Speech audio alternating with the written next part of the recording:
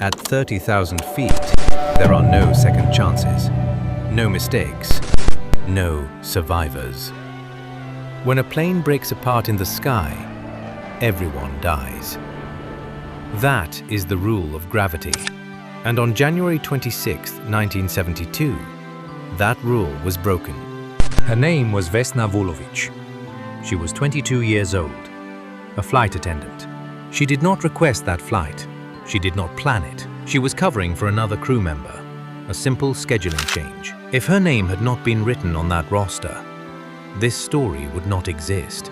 She boarded JAT Flight 367, thinking about nothing important at all. Another routine journey, another ordinary day. She had no idea she was boarding history. The aircraft departed Copenhagen, heading for Belgrade. The cabin was calm.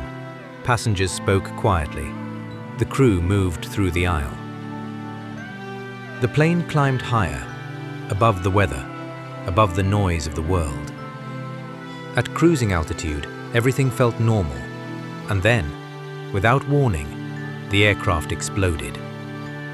Not an engine failure, not turbulence. An explosion so violent it tore the plane apart in seconds. The sky filled with wreckage, metal, luggage, human bodies.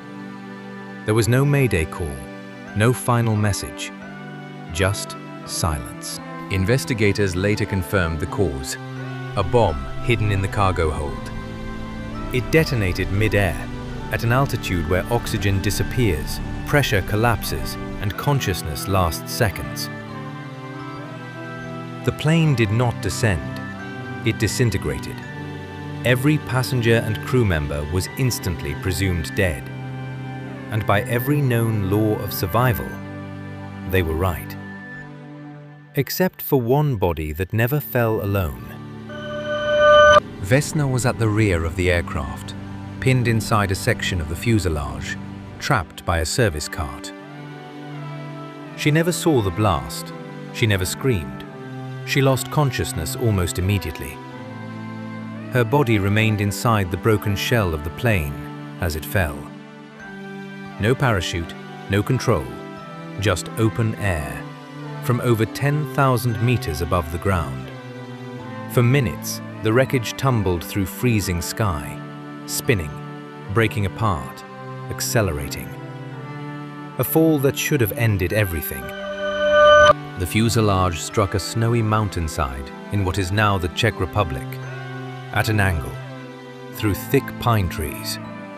Branches shattered, snow collapsed, metal folded instead of exploding. The terrain absorbed the force, just enough. Still, doctors would later say the impact alone should have killed her instantly, multiple times over. But death did not arrive. A local man heard something in the wreckage. Not fire, not wind. A voice. Weak, broken, human. He approached expecting bodies. Instead, he found Vesna Vulović, alive. Her skull was fractured, her spine shattered, her legs broken, her organs damaged. But her heart was beating. She had fallen farther than any human ever recorded, and survived. Vesna was rushed to hospital. Doctors did not believe she would live through the night. She would spend weeks unconscious, months paralyzed, years rebuilding her body. And when she finally opened her eyes, she asked a question that broke the room. Did anyone else survive? Vesna Vulović did not wake up as a miracle. She woke up broken. Her body was wrapped in casts, her spine had been shattered, her legs crushed, her skull fractured. Doctors told her family the truth. If she lived, she might never walk again. And Vesna remembered none of it.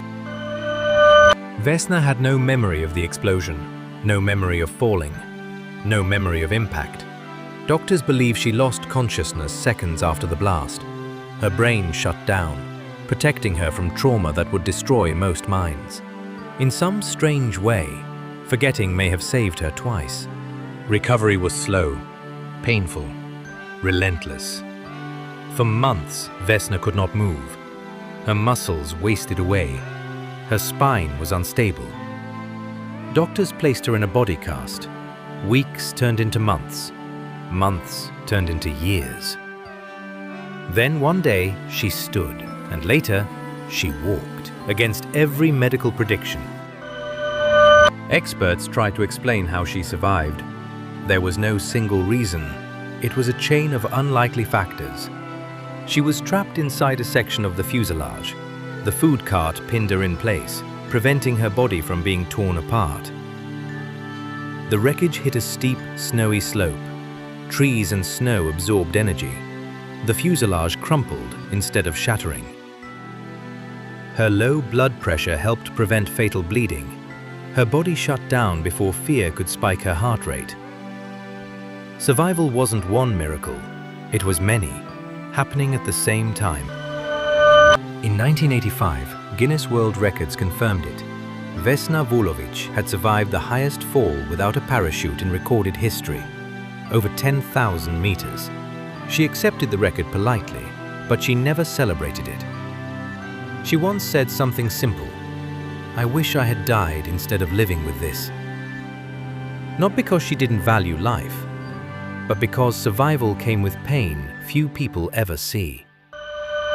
Vesna eventually returned to work, not as a flight attendant, but as an office employee for the airline. She walked with a limp. She lived quietly. She avoided attention. She did not chase fame. She did not profit from her story. She lived because she had been given no other choice. Years later, some journalists questioned the official altitude of the fall. They suggested the plane may have been lower than recorded, but no evidence ever overturned the official investigation. Guinness never removed the record, and the core truth remained unchanged. A woman fell from the sky and lived. Vesna Vulović never claimed to be lucky. She never called herself chosen. She said she simply survived something no human should. And sometimes, the most terrifying thing isn't dying, it's living after death. The world remembers Vesna as a miracle, but miracles have a cost. She carried hers every day, quietly, without applause. And that may be the most human part of her story.